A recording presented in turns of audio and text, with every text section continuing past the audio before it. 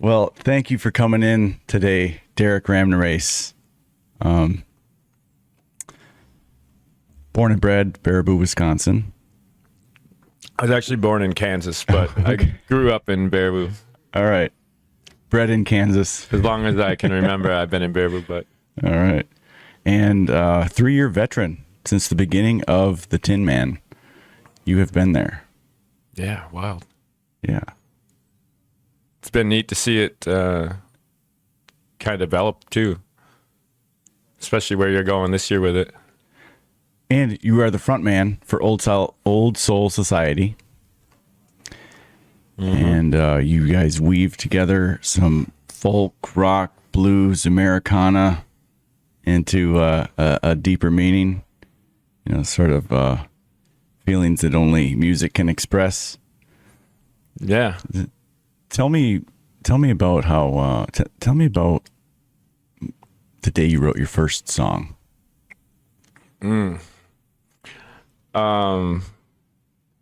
Well, it's kind of weird because I wrote, I was like writing like poetry and stuff like that before I even knew how to play guitar or even had a guitar. I had ideas for songs in my head, but I didn't know how to translate it. So it just came out as like poetry that if I read it, I had the right meter in my head. But if I handed it to someone else and they read it, it was a totally different song, I guess. You know what I mean? Sure. But that's kind of how I started out. And then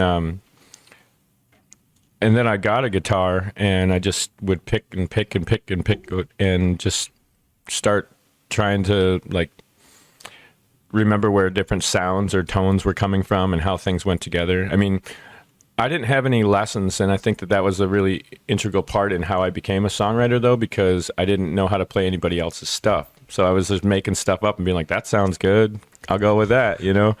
And How old were you? I was about 17. Okay. Yeah, it was just, I'd been writing stuff for a couple of years, like poetry stuff, like I said, and having ideas and beats and things like that in my head, but not knowing how to put it all together. And then about 17 when I started picking on the guitar, and then about 18, I think, when I joined a group of friends of mine, and we started a little band, and I was just playing rhythm guitar, and we had a different guy named Jim Peterson that was singing, and a guy who I worked with for many years was a guitar player. He ended up becoming my bass player for a long time. Marcus Glodell. I don't know if you know Marcus at all. No. He was good friends. I think that's actually how I met Lucas and Barbara. Okay. But yeah, and then we started playing. We did one show. It was packed, sold out, and I was like, I'm hooked. And then that band went all our different ways and whatever. And from that point, I just kind of kept cracking at it and working on stuff. I was doing a lot of like, I don't know, rock and roll, punk stuff and all that, you know, keeping it simple with 3 chords and anger. Are you talking about Hooch?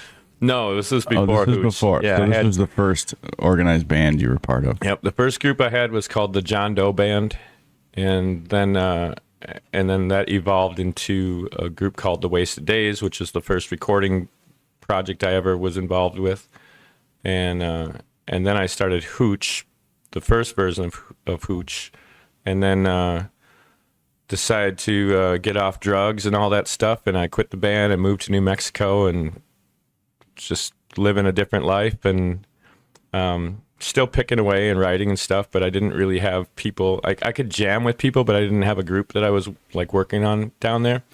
And then Like young 20s at this point? yep, and that was that's when my daughter Kaya was conceived, and then I don't know, after being down there for a while, once we got pregnant, we moved back. My ex-wife was from Wisconsin also, so we moved back up here and went to La Crosse, and literally day one, I walked into Deaf Ear Records up there, and Marcus was standing there, and I was like, "What are you doing here?" And he was like, "What are you doing here?" Because he didn't know I was even coming back, and he had just enrolled in school in La Crosse, and we were like, "Let's jam." So we put up an ad looking for a drummer, and the guy that's been on every album I've worked on since then was the first guy to answer the ad. His roommate had a guitar amp sitting there for like 3 months. We would rehearse, and finally we're like, "Whose amp is that?"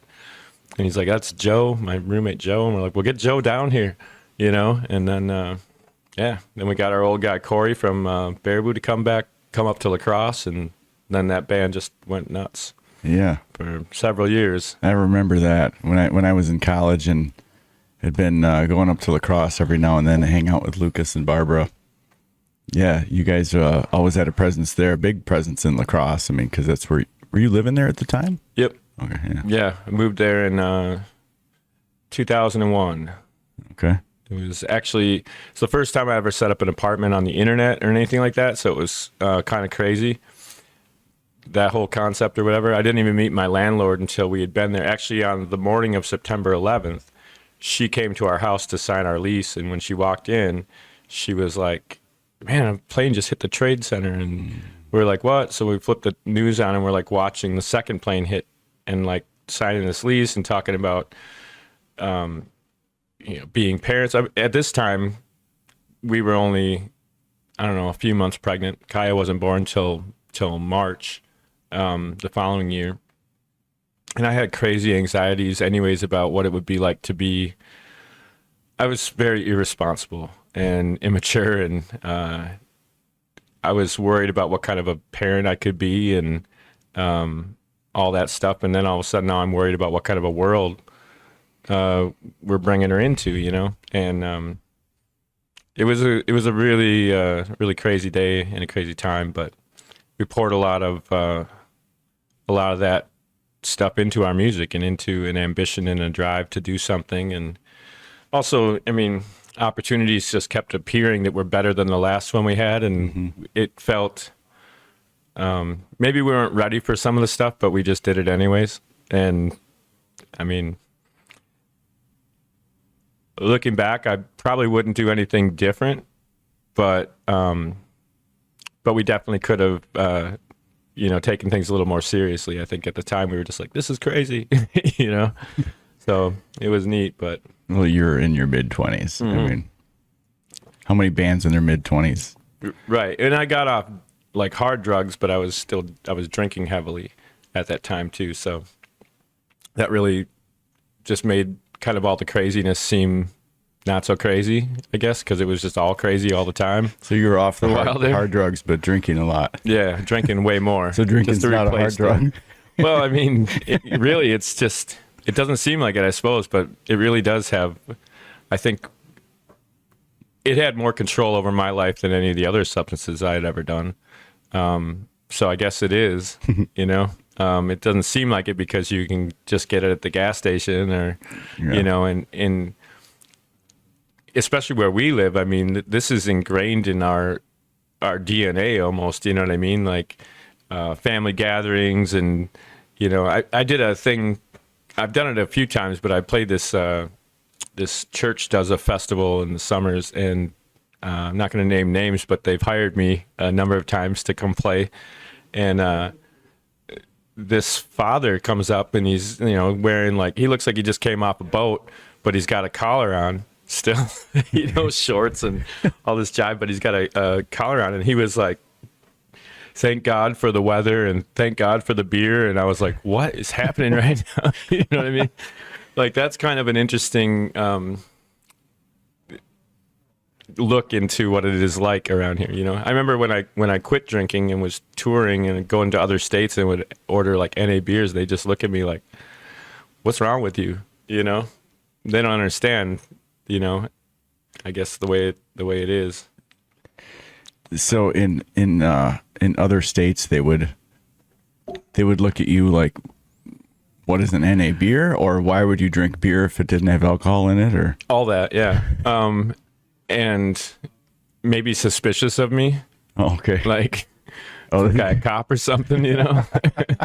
I remember one time I was driving to Austin, Texas for South by Southwest, and it was right before the Farmhouse Sessions album, the first Old Soul record, came out. And I just had a good clip going, and my plan was to drive from Madison to Oklahoma City, which is quite a haul. And but when I got to Oklahoma City or close to it, I wasn't tired. The roads were clear, and I was like, I'm just gonna keep going, but I got to stretch for a minute. So I pulled off in in Oklahoma City, and I just picked a bar, any old bar, and the one that I chose was like it was almost like a lounge type place, dim lights, carpeted, like it had like a. Have you ever been to Quintstown Lounge in Baraboo? Yes, By the swimming pool. It's very similar to Okay. that. Low ceilings, kind of. Yeah, exactly. Yeah, supper clubbish. Yep. That exact kind of energy. And but I was the only white person in there, and so they already looked at me suspiciously when I walked in, and it was like midnight, and then I sat down and ordered an NA, and they're like, "What is wrong with this guy?" He's But, white. Yeah, so we actually all ended up joking about it, and it was kind of funny because it wasn't like packed, but it was relatively busy. But they all know each other, and so like, I don't know. There was a moment where it was like standoffish, and I just kind of was like, I'm like, I know this looks absurd. I'm like, but I don't give a shit if you don't give a shit. And they're like, we'll get you what you want, man. And next thing you know, we were laughing and having fun, and I drank my NA and had another one, and then jumped back on the road and drove the rest of the way to Dallas. But, it was just kind of funny, like that whole thing where they were already looking at me weird, and then I ordered an NA, and they're just like, you should probably go. This is getting really weird. Yeah, you don't need any of this. So, how old were you then? That would have been 2016, so I was just turning 40. Okay. I was 38 at the time, 39. So we got a gap in there in between the days where you stopped the hard drugs but kept drinking a lot, and the days where you were telling the story about ordering NAs. Yeah. Let's close the gap a bit and talk about that transition when you decide. And I remember that day because of, well, I mean, my assumption is that I do because it was a Facebook post, and I remember you saying, and I don't know if it was that day or if you're like, it's been a month or a week or whatever. But yeah, I journaled. You about announced, it. you journaled, yeah, you shared. And when was that? And what triggered that? Well, it was basically, so when I had quit Hooch, that was like 2007. I moved to Madison and doing a lot of shows under the just solo name, or Kenny Lizer and I were doing a lot of duo shows. And I ended up forming a band called the Soapbox Project. Yeah. And we just played a lot, did a lot of random shows, but it was based pretty much around partying, and drinking to excess and all that stuff. And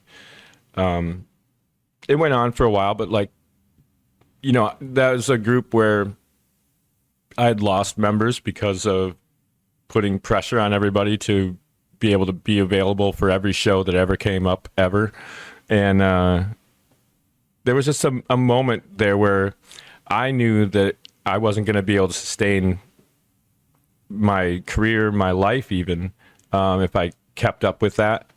And I had been diagnosed with type 1 diabetes, which made a huge impact on how I lived and just conducting my everyday business. And like, it's not like the alcohol affected my blood sugars as much as it affected me taking care of myself and even paying attention to my blood sugars and Which stuff is like domino effect to the blood sugar impact. Right. Yeah. So that was going on. And then my younger daughter had just been born, and I was driving back from gigs that I normally wouldn't drive back from. And then I was not, I wouldn't be awake really. I wouldn't even be hungover yet, and hadn't gotten enough sleep and was being an ineffective parent, I thought. And so I was feeling guilt about that, and feeling guilt about the fact that I drove when I was like, it seemed like I was fine, but I'm realizing now that I wasn't. And, guilt compounds into shame, and that just feeds the addiction machine, really. So I started taking a good hard look at all those things and what fed what, and just got to a point where I was like, if I don't stop this, I'm going to die. And I have this amazing kid and this amazing baby. And I've had really fortunate opportunities my whole life. And I started taking stock on those things and realizing that as good as music has been, I mean, I started writing music as therapy, you know, and all of a sudden I'm like, For your therapy. yeah, exactly. And I remember, like with Hooch, there were there were times when, like the first run of festivals and stuff that we got on was like right when Maroon 5 broke, and I remember sitting at this table backstage in this craft service area, and like the singer and guitar player came and sat down. There's other tables open, but they sat down at my table, the table I was already at, and I was like, what is going on in my life right now? You know what I mean? And I remember standing backstage watching Les Claypool play, and Trey Anastasio comes out of a trailer and is like leans against this fence like 10 feet from me, and he's like clipping his fingernails, and I'm just like, what is going on? So I started thinking about all these amazing opportunities that I found myself in these scenarios that were just like mind-blowing to me, really. When I look back at it, I was like, man, music has been so incredibly good to me. It's given me so much, and I've just taken, and I don't feel like I've properly given back. And so that started kind of the mindset for me. Plus, I'd been writing all these like folk songs that didn't fit into the party vibe that we were doing with the band, and I started feeling stifled as a writer because I had a lot of material that I felt more accurately represented me and how I felt about the real world, and I wasn't doing anything with that stuff. Because your band wasn't the same mindset, or Yeah, well, I mean, just the energy. We were basically like cheerleaders for beer companies, you know, and our whole goal was just to rock the place out, and we didn't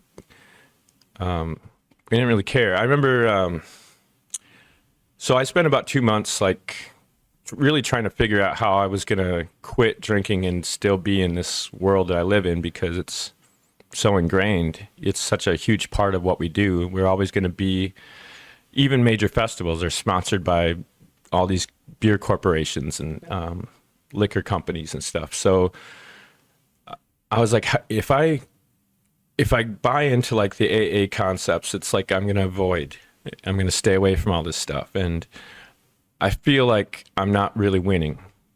I'm losing, actually, if I lose the thing that I truly love and what I feel like my purpose is, if I'm not able to do that in the right context. And I didn't feel like maybe leaning in or playing to just a sober crowd was going to, like, they already got the message in a way. You know what I mean? Mm-hmm. It's not to say that you can't reaffirm things or whatever, but I felt like what we were doing and what we were trying to make happen, the audience of the people that we were playing to previously were the people that maybe needed to hear this stuff the most. Do you know what I mean? Mm-hmm. So I spent several months just meditating and trying to figure. I was making lists, like pros and cons lists, and I would revisit them and be like, man, this list is pretty tipped towards the cons, you know? And there's only a few pros, and then I'd look at it again and be like, oh no, that's not a pro, that's a lie. That I tell myself, you know what I mean?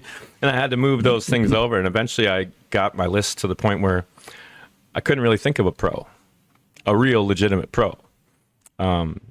There were simple things like social anxieties, and, you know, I'm a better dancer when I'm drunk. Yeah, I don't dance at all when I'm not, but things like that. But I mean, that's the real surface. And when you get to the goal that I was having to be, I mean, my older daughter, Kaya, was starting to get more aware. She was like 10 or 11 at the time. And I didn't drink at home, and it wasn't like I was a problem drinker like that, but I would, once I started drinking, I couldn't stop myself, really. And I would go literally days. And, you know, it's not like she had a problem with me, but it would be like, why is Dad sleeping on the bathroom floor or something, you know, things like that. And I just didn't want, I didn't want to be that guy for her or for my other kids. And, yeah, so it just, that just switched everything. And as much as it was difficult, first time I played with my band sober was like, I mean, I really can't describe the feeling, but I can tell you that I felt more alive and more intoxicated than anything I'd ever been able to purchase. And I knew that I was actually robbing myself of that feeling and that opportunity by getting drunk, by taking this extraordinary thing and making it just super ordinary. Yeah. You know what I mean? So you could feel it. It compelled me more. And plus, like I said, I journaled. I was very public about it, very vocal about it. I kind of kept making posts because, like I said, I didn't drink at home, and it'd be easy enough for me around Baraboo to just not drink and whatever, but I travel all the time. And so it was kind of like my way to force accountability on myself in all these other areas, but then also a plea maybe to the people who were my friends or who I thought were my friends to kind of back up. Like, don't push this shit at me while I'm out here, you know? Like, I'm trying really hard to do something different. And the only way I thought it could work is if I just went public about what I was doing. And there were I had a lot of reckonings. A lot of people were like, hey, congratulations. And some people avoided me because they didn't want to influence, and that's kind of them. But I found out later, as my friends list dropped off, that it wasn't even so much that they were trying to look out for me, it's that I became the mirror. And I was the reflection of the lies they tell themselves. And if I was such a worse alcoholic than they are, and here I am now, months into this thing and thriving in environments where alcohol's around me all the time, then they don't have an excuse anymore. So it's easier to avoid being around me than it is to accept that they're liars too. You know what I mean? Right. So, or in denial of the mirror. Yeah. So it's just a lot of, I don't know, there was a lot to it. And then working on the music I was writing and stuff, became more inspired. I started writing in a different, with a different lens, I think, and just trying to peer in more to the human and the humanity of it all, and what's my place as an individual, what's my place as in my family group, and what's my place in my society, my community, and all those things. So, I don't know. It's been a wild trip, man. Well, it's awesome because I think along your way, you've inspired a lot of others. It's amazing through your own personal decisions and through your music that conveys the message or the encouragement to. It's shocking to me how many people now don't drink, or even people that do drink but don't drink to excess, that just want to have a chill time. They're looking for experience-based fun and entertainment, and the audiences, the places that we're able to go, like, used to be just bars. Man, I went in, we were just talking about how, back then when you do 4-hour gigs, when I first started playing, it was like easy 4-hour gig, and then we'd oftentimes play more, or even go to an after bar and then play all night. But you could smoke in bars back then. And we're like, doing these shows, 4-hour shows in a bar where everybody's smoking, and like, I was so happy when they passed that, and I smoked, but I was so happy when they passed that law and banned smoking in restaurants and bars.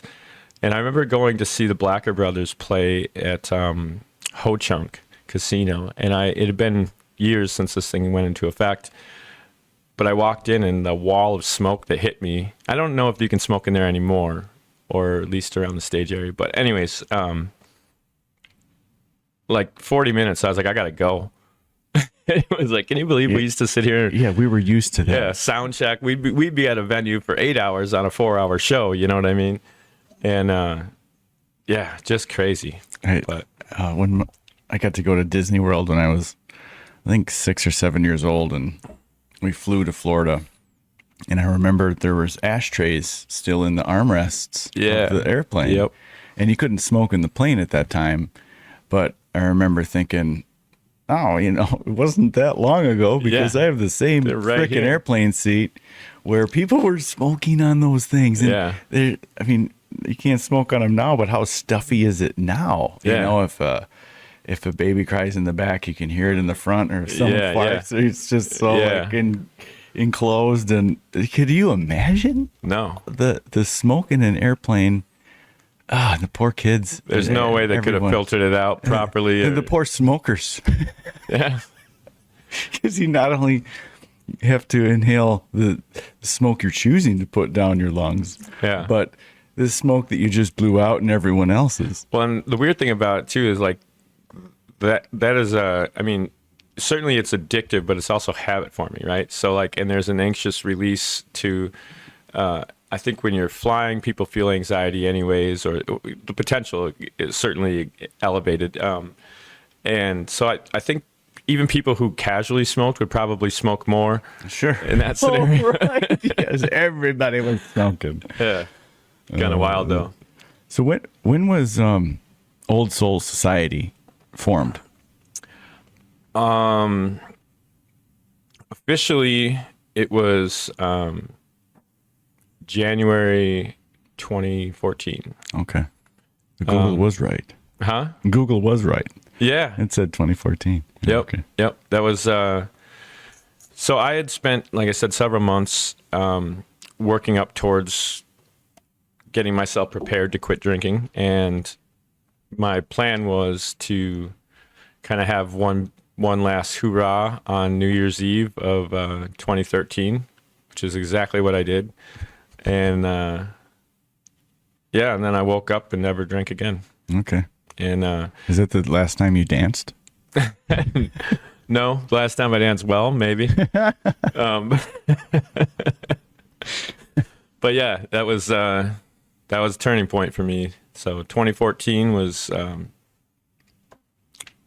I guess, technically the last time I ever consumed any alcohol. Or wow, 11 years. Yeah, it's been a while. It doesn't even. I don't know. It was like, I think the first month I was like sober high. Everything felt weird because it wasn't weird. I was like, this is crazy, you know? I'm not used to this thing. But then about like 3 to 4 months was, I think, probably the most intense for me. That was where I really was sobered out. And there were no more rounded corners. Like everything was full, vibrant, sharp, intense, and it was almost overwhelming. A good intense? Yeah, but I mean, it was just so much to I mean, almost kind of like trippy. Like, yeah, but like colors were more vibrant. Sounds were louder and clearer, and like the birds could be deafening almost. Do you know what I mean? And I find a great peace in the sound of birds, but at that moment in my life, it was like, shut up. You know what I mean? Like, I can't believe you guys are so loud. How did I never notice this, or whatever? You know what I mean? Like, it was just everything, all emotions, everything was just full on, unfiltered, a lot. Yeah. And that was the closest I came to like jumping off the wagon and just being like, I can't do this. Oh, this really? is too much. Yeah. Wow. The intensity of reality, the vibrance was almost too much. Yeah. It's interesting. Yeah. So I, that was the roughest, I think, time, like 3 to 4 months into like about the 6th month. My plan was actually to only quit for 6 months. I was just trying to break the cycle I had been on. And I had a bottle of red wine. I was doing this festival called Ragged Roots, and that I did it in July. And my plan was that July, Saturday night of the festival, after my band played, I was going to drink this bottle of wine and celebrate breaking this cycle. And that night, I was out in the campground after the show, hanging out with people by the fire and just having a great time. And I was like, I don't need to drink. I don't want to miss this. You know what I mean? Yeah. And so I still have that bottle. That's awesome. Yeah, it's a little timepiece in my studio now, Yeah. But and I look at and think about it sometimes, and What kind of wine is it? it's just it's a red wine. Oh, so it keeps Jack getting Tail or better. something. Is that how it works? I don't know. I assume that any kind would, but yeah, I don't know. It's weird. Like, it's such a simple thing, but it encapsulates so much to me. So just looking at it is it's my own mirror. Yeah. Yeah, that's awesome. Thanks for sharing that. Yeah. So September 6th, Tin Man again, Old Soul Society. All of you will be there. That's a first. Because I think you were solo the first year, and you brought Kenny the second year. Pretty sure. I had Joe with me. Joe. I've played. Have I done 3 or 4 of them? There's been 3. Okay. So this will be the 4th, and So yeah, I played with Joe once, Kenny once, and then I think Joe was with me. okay. So maybe you weren't there solo ever. You had it was duo the first 2 years. Yeah. Wait a second. It's been 3. You had 22, 23. Yeah, we've had 3 shows. Yeah. So I remember playing with Joe, I think the first year, and then I played with Kenny, and then I think Joe was with me this last year. Okay. Yeah. That And sounds then right. it'll be 4 of us, the core band this year. All right. So I'm excited Who about. is all that? Kenny Lizer on guitar, violins, and faces. And He all wears that the stuff. cowboy hat sometimes, right? Or He has, yeah. Okay. He plays with like Joseph Hubert Band and plays with Adam Gruel and the Space Burritos and all sorts. He makes records with like People Brothers Band and Armchair Boogie and all those guys. Billy Bronstead. So yeah, I've been playing with him since back in 2002, 2003 era, I think, when we met. And we've always had other projects going on, but then and he always played with Old Soul for our bigger shows, and on our records and stuff, but kind of became full-time member of the band in like 2019, 2020. Okay. And then Pablo Chulever is a percussionist from Argentina who's been living in Madison for a number of years, and super cool guy, just really fun and very positive energy and spirit to be around. And Mark Norman, bass player, plays with Gin Mill Hollow and a bunch of other groups. And he's incredibly, he's a funny dude, just a fun guy to hang with, and talented player. Has a lot of good insights and thoughts on stuff as far as the music goes, but also on the back end of things too. And he's super smart. He's created an app that is essentially one of the best apps for managing a band. You can have set lists and song lists and load in times. You can put all your calendar schedule information. We can do polls and ask who's available this day, that time. This offer came in. He designed that app. Yeah, it's incredible. Did he have to hire someone to build it, or did he? No, he figure out- built it, and he's not really gone public with it. The different groups that he works with all have access to it. Yeah, and it's just we all a great have our tool accounts. for you guys. And Yeah, and so as we run into problems, he just makes adjustments within the software, and he's been developing it, and it's really incredible. wow, did he have a background in app development, or how did he? I really don't know what he was building websites and doing stuff like that. I know, and just he's just real smart when it comes to IT stuff, and I guess through his own forays into music and what could be practical and what would be helpful as he developed or analyzed or assessed where problems were coming from, he just started figuring out ways to address those things, and Cool. it's all kind of come together in this app, and it's really incredible. And I hope that I would hope that he would go public with it, because I think it can really be beneficial to a lot of groups. I know a few bands, like my daughter's band. I'm just about to start breaking them into it and let them understand how it works and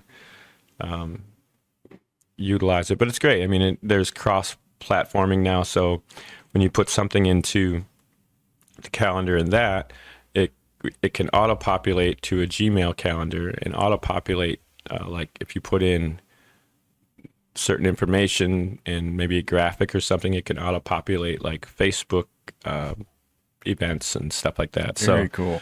Yeah, and that's one of the things that really gets so tedious is like having to go to Instagram and make a post, and then having to go to Facebook and make a post, and having to go, to bands in town and all these different things. It's like just to announce one show, you could spend a half an hour. Yeah, and easy to forget a step or you screw up, you have to redo it. And yeah, and you have to create all that content before you even post it. Yeah. So yeah. Yeah. So, and I'm horrible at that stuff anyways. So if the easier he makes it, it's like the less excuse I can come up with. So you know what I mean? So now either people are going to start knowing where we're at, or that's about it, really. Yeah. What about this weekend, August 2nd, Farm Jam? Are you coming? Yeah, I'll be out there. You will be? Yeah. Awesome. I don't know what capacity, if I'll just be hanging, spectating, or let's call Idaho. Stuff. Let's call him right now. We've talked. Oh, you have? Yeah, we've talked. He kind of gave me the green light, and I just said, hey, he's like, the more the merrier, man. I'd love to have you. He's like, I didn't know for sure, because he had sent me some messages, and sometimes I get too many messages like in a block out of Facebook, and then they get lost down the line. Yeah. And I also get anxiety and overwhelmed, and just ignore them for a while, and so even more get lost. Yeah. So by the time I do dig in, I'm like, okay, I got through the first 15 or something, and well, I know he'd love to have you play. We went to Tyler Childers last weekend. Oh, nice. And God, I'm trying to think of the name of the band that opened for them. Can't think of it. They're out of New York City, but two of the guys are from the Waukesha area. Oh, really? And anyway, but yeah, he said he hopes you're there. So. I'll be there. All right. I've kept my schedule clear. So I'm you're looking bringing forward your to it. guitar. That's all you need. Yeah, right? I'm just gonna show up, and I saw Billy and Augie are playing, so that's cool. Okay. I think that's really neat because I've known those guys for a while too. So to start to see, and like them Cooley Boys as well. So like all these things where I'm starting to see more of the world coming together. Yeah. I have a lot of fortune in knowing incredible people in different places, and when those dots start connecting, it just feels like the fabric is just getting thicker. You know what I mean? For sure. It's just better overall. So, yeah. That keeps just weaving more and more and yeah, more. it's just incredible to me. So, yeah, I'm looking forward to that. What's your favorite song right now? Honestly, I've been jamming this tune called Options by Cameron Whitcomb. Have you ever heard it? Mm-mm. It's incredible. I feel like somehow they pulled out my thoughts and were able to put it down to words. Yeah, and that's awesome. I also, I actually was just texting this friend of mine about how, so I was a little bit late getting here today. Woke up a little late. I took my daughter to a movie last night. We ended up going to the late one and couldn't fall asleep right away. Anyways, and I was like, I got to get some food. And so what compelled it really is that I've developed an unhealthy appreciation for hash browns from McDonald's. And I try so hard to avoid fast food, but I can't. I can smell it. That's the first thing you ate, isn't it? You get it while it's crispy. Well, so there's a song called White Male Privilege by this guy, Medium Build. It's also another song that's been looping in my playlist lately. But there's a repeating line that says, I don't know where I went wrong. And I was laughing to this friend of mine about how I was coming to do this interview for this organization that works with mental health awareness and helps people out with different things. I'm like, ironically, I'm going to be late, which is causing me anxiety. And I'm sort of choosing to be late because I also have an unhealthy need for this hash brown, right? So I'm sitting there in this drive-through, and somehow where I got messed up is that I must have used my app last when I was in lacrosse or something. So I placed this order on the app, and it sent to the wrong place. So while I'm in the drive-thru, they're like, we don't have that. And I'm like, I'm looking at it. And then we've realized that I'd messed it all up. But anyways, as I'm sitting there between windows, this line repeats, I don't know where I went wrong. I don't know where I went wrong. And I was like, this is it, man. And I'm sure that that's not what he was thinking about when he wrote the song. But, you know, once it's out in the world, it's open to anybody's interpretation. So I don't think you went wrong. I don't feel wrong. You don't look wrong. Yeah, you're easy going about it, so there wasn't like you know, this pressure laid on it. So it was more just the irony of it. I create scenarios myself where I give myself anxieties for no good reasons. We all do. You know?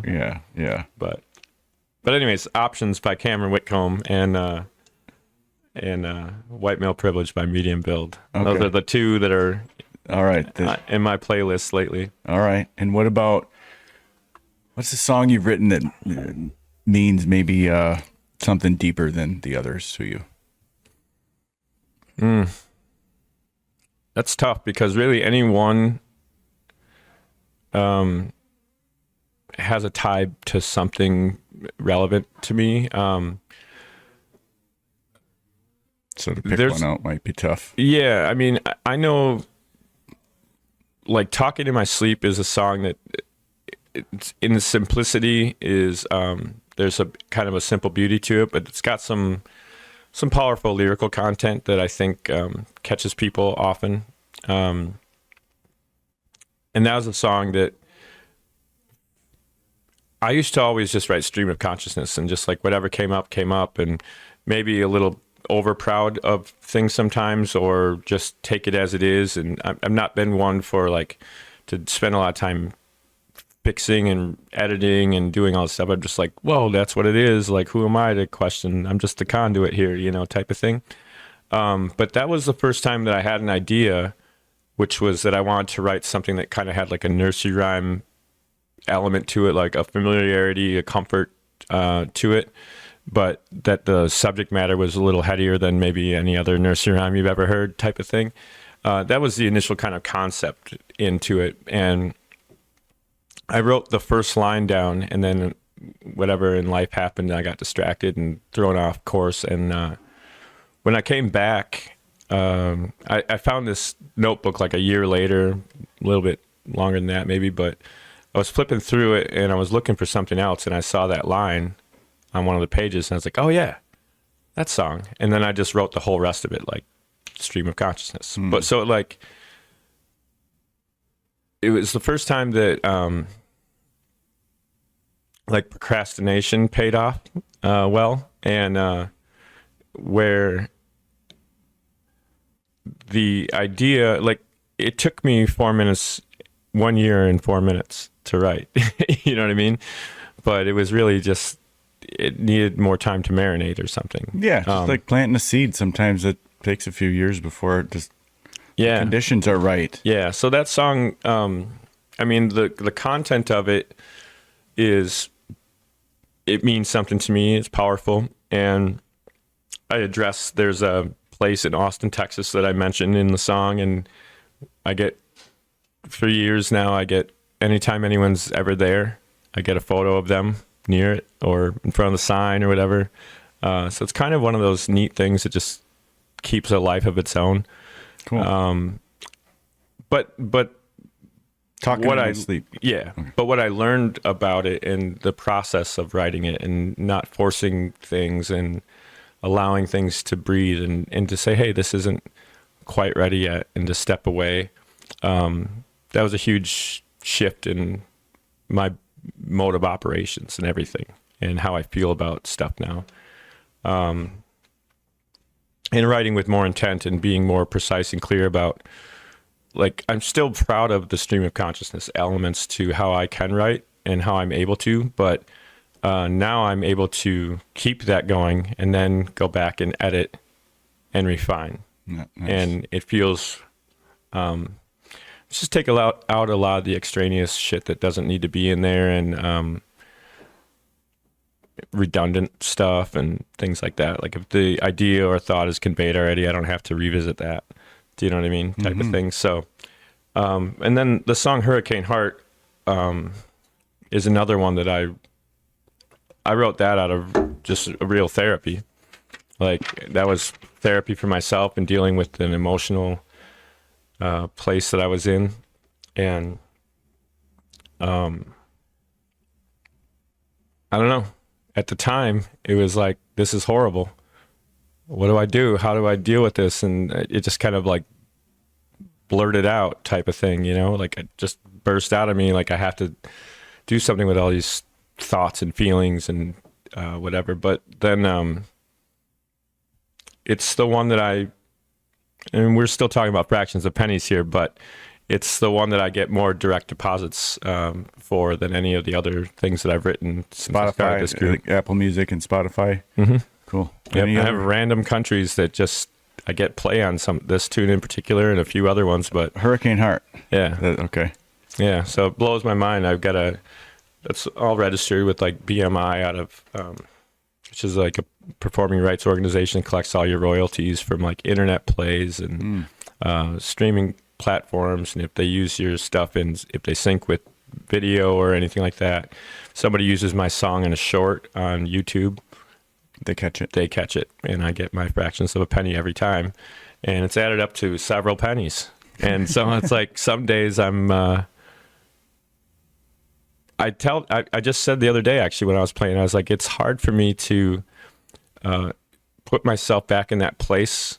And sometimes I get shit from people because I'll be smiling or like looking completely happy and content while I'm singing this song that's kind of harsh, you know? It's kind of, you can tell that there's pain in it all, but I don't convey that in my look. And I'm like, it's because I feel in hindsight, I'm so happy that I have tools at my disposal to process and deal with these things, and that I found healthy ways to do that. And getting paid for it is like, wow, I'm kind of happy all that horrible shit happened. You know what I mean? Like, it's such a strange hindsight. You're looking back, smiling at a moment that was tough that you got through. You were able to express it musically, and one of the most recent songs I wrote is called "The Ghosts," and I just played it the other day. I basically wrote it, and it all looked good on paper and all sounded good in my head. But once it comes time to sing it, it's hard to say ghosts. Ghosts? The ghosts. It's like texts. It's just awkward or whatever. It doesn't roll off the tongue right. And the idea and the thought portrayed is there and it's accurate, but it's just, it doesn't feel like it translates properly. Okay. And so I wrote it and I was like, well, that's going in the garbage, but I do really like the song. You could just drop the S. I could just stop thinking about it and just do it also, whatever. I can think of some songs where there's, they say some words that, I just played it the other day just because I've been doing a lot of gigs. I've been traveling a lot and just playing and not really working on a whole lot of new stuff. And this time of the year kind of always gets like that, where like the summer's gone on for months now. I've been just at the grind and I stack my summers heavy, and I feel very fortunate and very lucky to do what I do. But at the same time, I want to feel inspired by what I'm doing too. You know what I mean? And so I hit these moments, and it's usually around this time of the year that I'm like, what's like, what is this? So I get bored and I want to try new stuff, or like I've been picking out whatever, like trying to learn whatever song is playing when I pull up at a venue. I'll be like, all right, I'm going to try that one today and sound check or whatever, you know, depending on what kind of gig it is. I might even play it several times throughout the show, you know. Cool. Like no matter what that first song is? No matter what the song is that's playing when I pull up. Okay. So I've learned a few that I don't even really like that much. But it's just a way to engage myself and make myself feel present in a moment, and not like I'm just running through these motions and that there's no connection for me to what I get to do. That's the best thing about what I do, is that I am so immediately connected to it right now, all the time. So when that feeling starts to dissipate, I got to do something about it to remind me of how lucky I am and all this stuff. So That's so Anyways, cool that you do that. I mean, that's got to be really unique. I can't imagine many artists well, it doesn't do that. always go great. I mean, Yeah, but it's like no matter what's playing, you're gonna learn it. I've added a lot of songs to my set list by doing that over the time. Or learn it, like maybe learning how to do something or say something or sing something or play something that you wouldn't have thought of otherwise. Yeah, and there's songs that I'm like, when I first think about it, I'm like, oh man, should I wait in my car before I get out so that a different song will pop up as the last one? It's like, I don't really like this song, but how did it end up on my playlist anyways? And, stuff like that. But there's tunes that I've now worked on that now that I've spent some time with them, I actually see the beauty of them, and I like them compared to how I felt about them prior to trying to learn them or whatever. But anyways, I just played The Ghosts for some people, and it was very well received, and it reminded me that I do really like the song. Okay, good. So I'm at a place I don't know where it's gonna go, but and that's your freshest one. Yeah, that's the last song that I fully completed, anyways. I want to write this down. What's the two you keep looping through your playlist right now? Options. Okay. By Cameron Whitcomb is an incredible song. It actually talks about sobriety. Okay. The chorus to it is, I won't, but I could pull that bottle off that shelf. It helps me cope knowing I could be that version of myself. I could disappear for a week, for a month, for a year, wake up at home or in a coffin, but it's nice to know that I've got options. Okay. It's just like... I think I know this song. Yeah. All right. It's an incredible song. It's got a lot of energy to it. But the thing is for me, so like I said, I had planned on quitting drinking for like 6 months. And then that went on for years. And about, I don't know, maybe about 6 years ago, I made the realization that I am no longer the person that I was when I quit. This snowball effect had ended.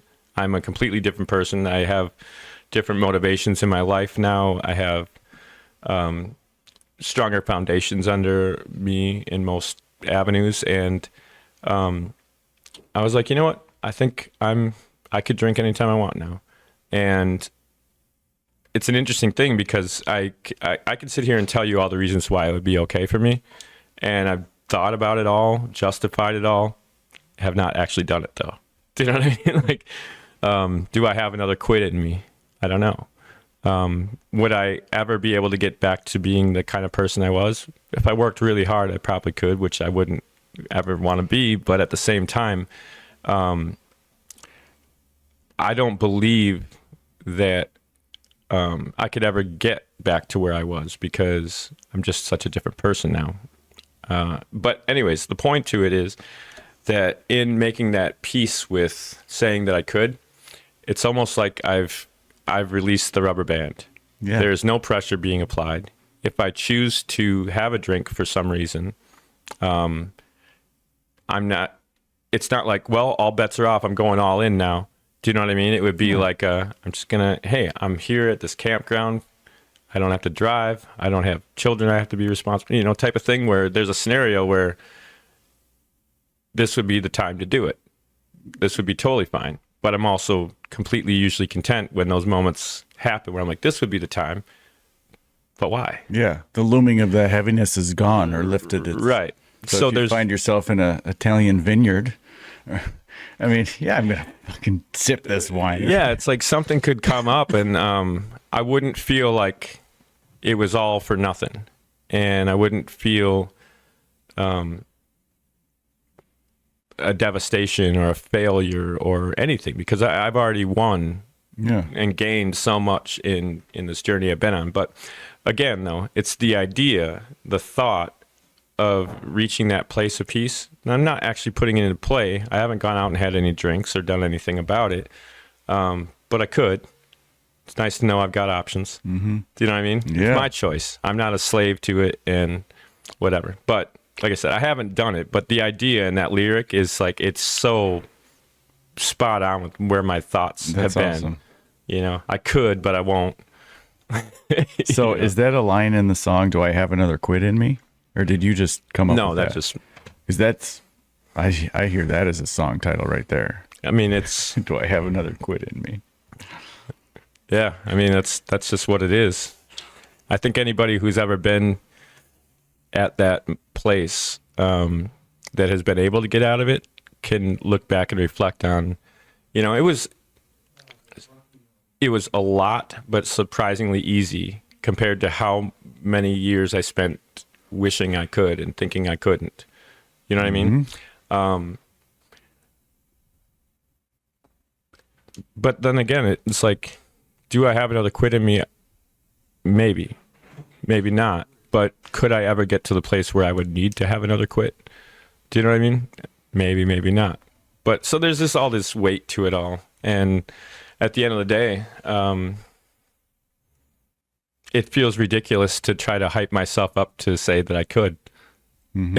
You know what I mean? Like, you've already done it. You're doing it right now. Why? Yeah. There's no reason what are we doing? Talk yourself into it. You know what I mean? What would you tell a young person right now who might be struggling in silence with, not just with drinking, it could be, but with anything mentally? Well, surprisingly, I have found to express things, we can do all this map work in our heads and in our minds, but if we never really say it or never really write it down, it never really gets released, and it never gets to attract the energy that you need to make it mean something. Do you know what I mean? Mm-hmm. So for me, it's I can't think of a single thing that I've really struggled with that someone else hasn't also gone through or experienced or whatever. And in those moments, it's easy to think that you're the microscope or you're under the microscope, or that this is a singular issue that no one else would understand. But surprisingly, there's a whole community, maybe not connected, but thanks to the advances of the internet and everything, there are people out there. And I think being able to connect with like-minded energies or people that are struggling through, it's important to express yourself, but it's also important to listen, right? So I've learned so much just by taking in other people's stuff. And, you know, as a songwriter, I empathize and I like that stuff anyways, but I think number one most important thing for me is that everybody has something that they're prone towards. Everybody has an aptitude towards at least one thing, if not a few things. And if you silence the voices that keep telling you not to do that, or to focus on what's safe or whatever, you're not going to get the most out of it. If you can really give yourself into the things that you're passionate about and that inspire you, those things actually have a much greater power than you'd ever realize. Like I said, the idea of playing with my band the first time I did sober and thinking how hard it was going to be, and it ended up being a so much more elevated experience than I ever could have thought. Didn't even see that coming till I was right there in the middle of it. And I was like, wow, like, you could not bottle this. You couldn't put this in a baggie. There's no way I could get this without being here right now, present. And so I think that's the hardest part to get to. But I think if you can find the thing that you love the most and give yourself fully to it, everything else is a breeze, really. I love it. It's full commitment, though, you know? Yeah. It's not like saying, I love this, I'm going to do it. It's like not saying a word, just every day working on it, on the thing, giving yourself to it. Mm-hmm. I've woken up in the middle of the night and been like, I got to find a pen. You know what I mean? I can't even tell you how many thousands of voicemails I've sent myself, or videos I have of like my fretboard, because I'm like, I got to remember this riff. Yeah. It's ridiculous, but. So Idaho and I, we've ever since we were teenagers, we've been poets and closet songwriters that have never sung anything we've written except to maybe each other or our families. But the other day I was mowing the grass and this song came on, and I had never heard it before, and I was hearing the sound and the beat and these instruments but the lyrics to the song didn't resonate, but I had my own lyrics in my head, and I started creating this new song to this, basically copying this one and putting new words to it. And I'm like, oh man, I need a recorder because I can't voice record and keep any of this in my head. And I forgot most of what I came up with, but because I was listening to the music. So to have a separate device to record while you maybe have something in your ear, I'll tell you what, man, I'm proud of a lot of the work that I've released and shared with people, but I've lost all my best ones. I know for a fact because they went through your head and then didn't take the opportunity. I'm like, there's no way I would forget this genius, you know. To the contrary, there's also voicemail memos and things like that I have sent myself or recorded, and then we'll revisit later and be like, what the hell? I thought, oh boy, this is so good. You better record this. It's garbage, you know? So there's that side of it too. But yeah, it's great though, isn't it? I think however it comes to you, I oftentimes write without an instrument at all. I'll write these melody ideas or lyrical ideas based on like the rhythm of my feet when I'm walking, and just like whatever my pace is kind of like how I'm feeling, and whether I'm dragging my heel and stomping my toe, or whether I'm moving, clipping along, or feeling excited, vibrant, chipper, all those things. The sound of my feet walking directly translates to how I'm feeling generally, and the meter of it and all that stuff. So I write songs sometimes just to that. You know what I mean? Yeah. And I don't know. Could be anything, man. I love it. Sound of a train. I love birds. I love that saying. It's like music is what emotions sound like. Yeah. It's true. I love that. You just take your current snapshot in that day and boom, there's your inspiration. Yeah. Well, the interesting thing is I think if I ever sit down and say, okay, I'm going to write this right now.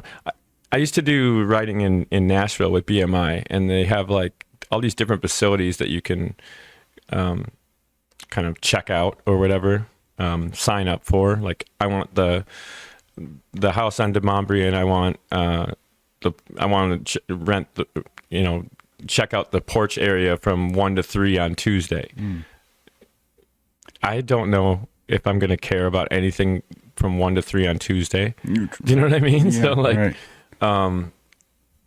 Anytime I try to, I almost feel like I'm forced, and then I feel inauthentic. Yeah. So to be able to just be receptive to any moment when it's happening.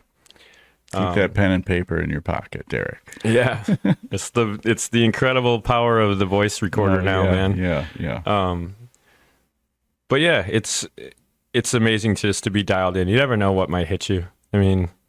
If I hadn't been listening to a song while I was sitting between those windows at McDonald's this morning, I might have heard my own, you know what I mean? Because I was feeling things about it, you know? Yeah. So it's tough and amazing all at the same time, you know? Yeah. It's very fortunate, for sure. I wanted to write down that other one. We got options. White Male Privilege. Okay. Who sings that? Medium build. All right. Well, Derek, I really appreciate you coming in and sharing all this today. Thanks for having me, man. September 6th, Tin Man, you'll be there. I forgot your time slot. Early. 3 to 4:30. That was how you were able to get the whole band. Yeah, Kenny's got another gig that evening, and he's like, can't do it. And then we're like, well, how could you do it? You know? So yeah, I think we're gonna play first, and then there'll be a middle band, and then them Coolie Boys. So what about that middle band? Any ideas? I have some thoughts. We got to get them booked, don't we? We do.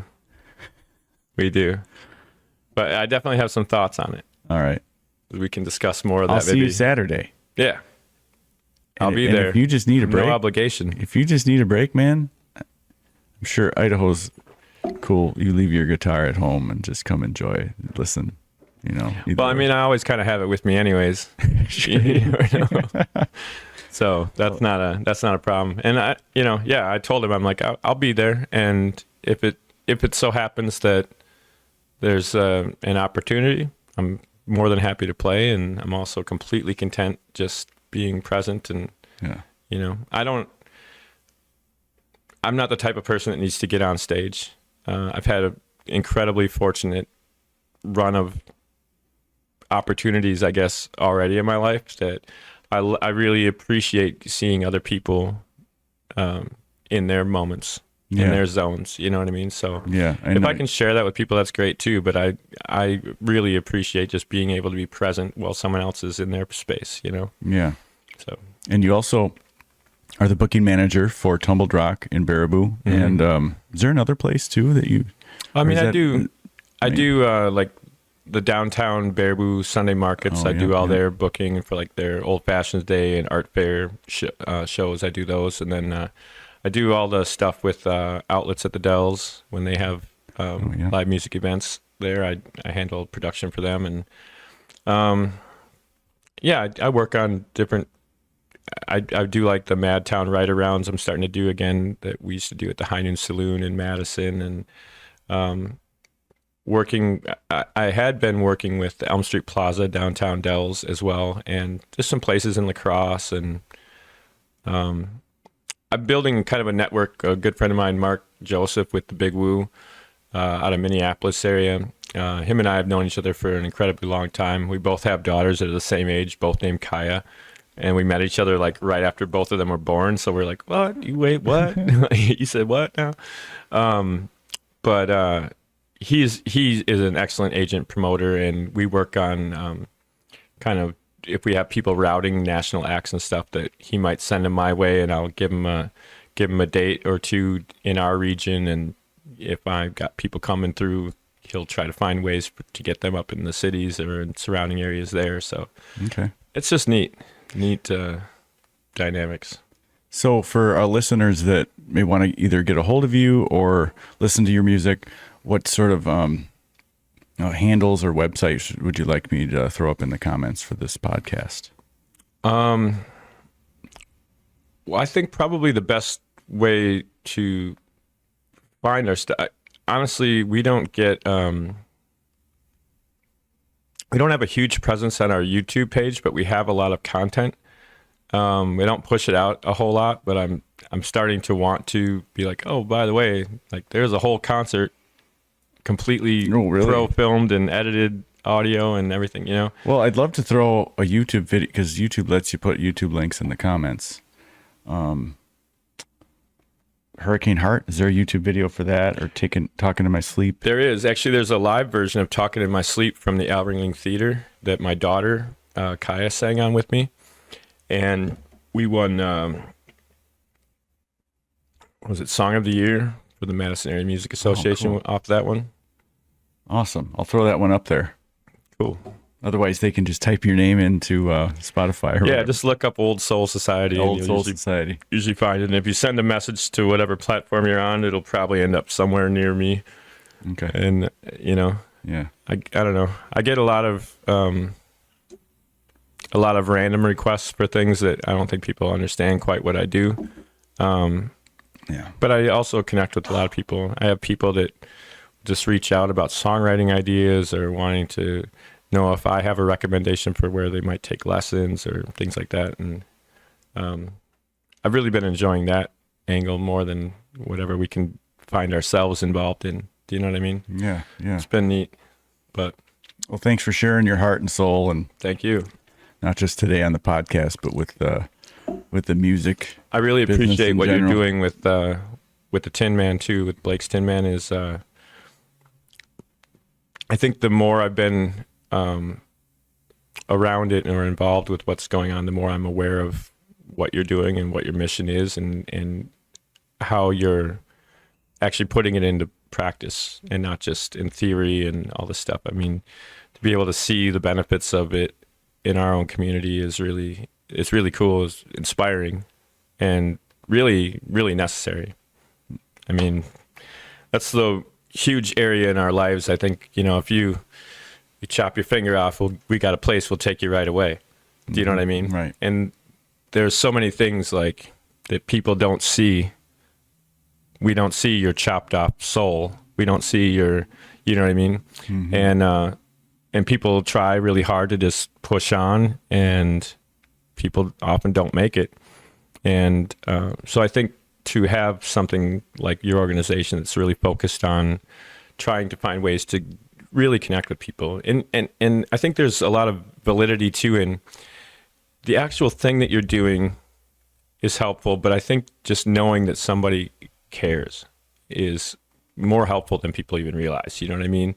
I've organized benefit events for people, and they're like, well, we could just donate money. And I'm like, yeah, you could, but it's really about being in the same space. It's about a shared energy. It's about, you know, like this person will be happy to collect your check and say thank you for your help, but it means more when they can feel that thing. So I think what you're doing is incredible, and I really appreciate it. No, well, So, thank you. And thank you for being part of it 3 years in a row, coming up on 4. Yeah. So Honored. Wow, how time flies. What else? Oh, here, I wanted to give you a pen. Thank you. Blake's Tin Man pen and a couple cards. Sometimes I pin these up in random places or drop them on the ground where I think someone might pick them up who Yeah. might I love that. want to find it. So, well, thank you, Derek. Yeah. Appreciate you. Thank you, sir. See you this weekend. Deal. I'm going to take a couple more of these. Yeah, do please.